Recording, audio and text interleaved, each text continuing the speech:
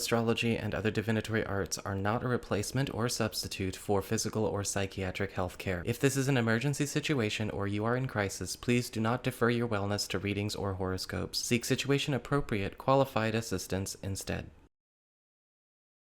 Hi there, Aries, Sun, Moon, and Rising. It's time to have a look and see what is going on when it comes to your weekly tarot forecast for the week starting December 12th, 2022.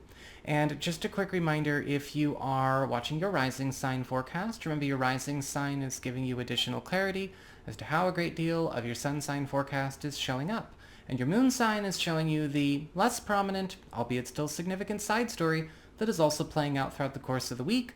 And should you ever wish to get a session with me, you can go on ahead to my website. It's integrativemysticism.com, or you can follow the links in the down bar below.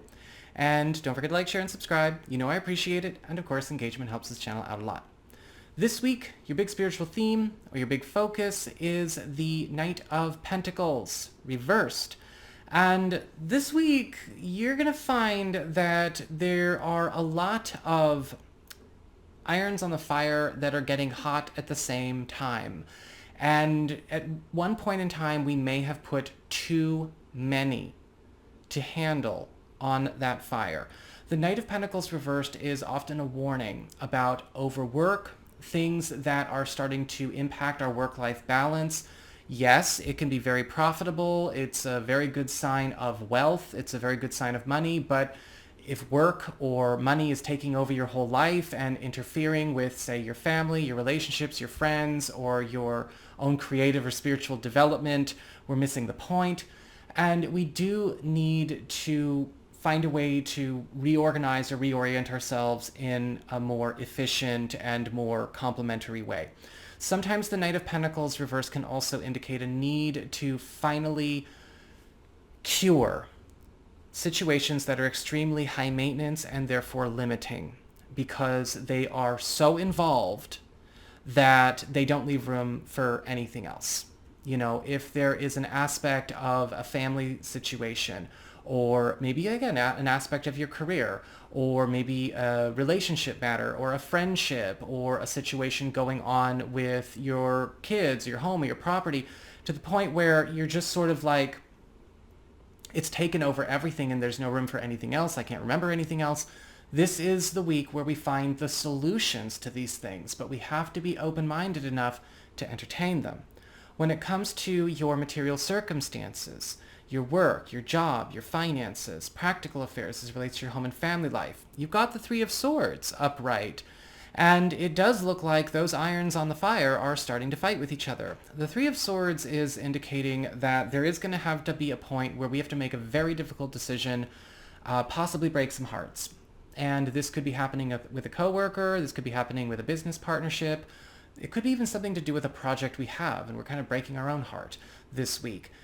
Too many things are trying to happen at once. Nothing is happening because they're all trying to fit through a door that only fits one person at a time. We have to start doing some selective reduction.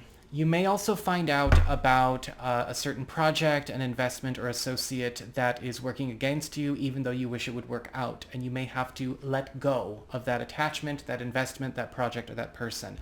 If you are, a boss or you have employees, you may end up firing somebody this week. You may be deciding to liquidate an asset, or you may be deciding that it's time to let go of a pursuit that has only begotten more harm or more loss or more frustration.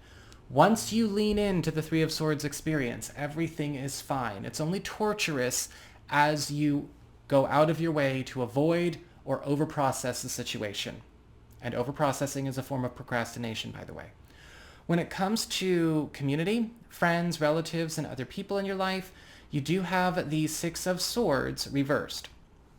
This week, you are in for a very pleasant surprise when there is something coming back to you. There is a reunion of some kind. The Six of Swords reversed can indicate a return journey. This could be a return journey of a friend or an ally, or maybe going back to so many things going on with work this week, maybe even an old promotion, an old transfer, an old big break. And you are being called back to reconsider something that you've not really had on your table or on your mind for a very, very long time, but it's really, really good for you. It's really advantageous for you to entertain this.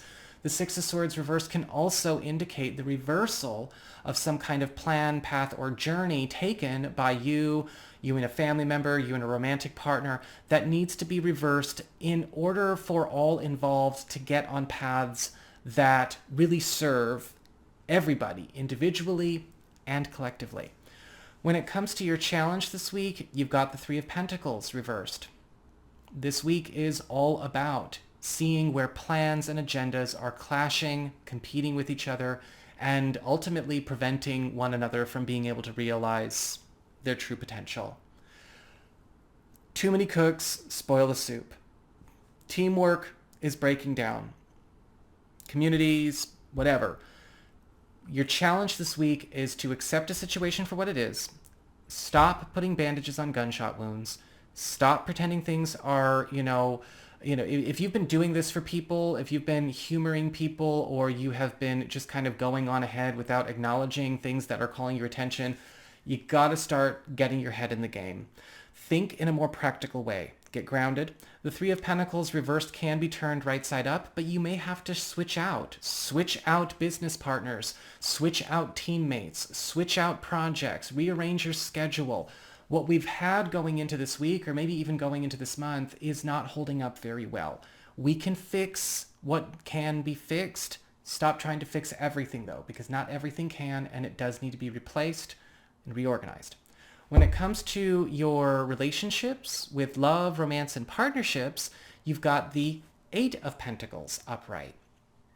And the Eight of Pentacles upright is all about upgrades, updates, and some very special pleasures starting to come forward because of breakthroughs in the environment or the atmosphere around us.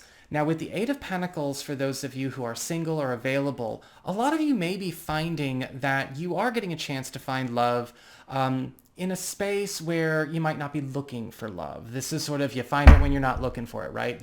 This is where you might bump into somebody at work, or the gym, or out and about shopping, or maybe on a hike, or maybe you are bumping into somebody where you are going to school. There's something productive going on. You might be meeting them on your job. You might be meeting them on their job.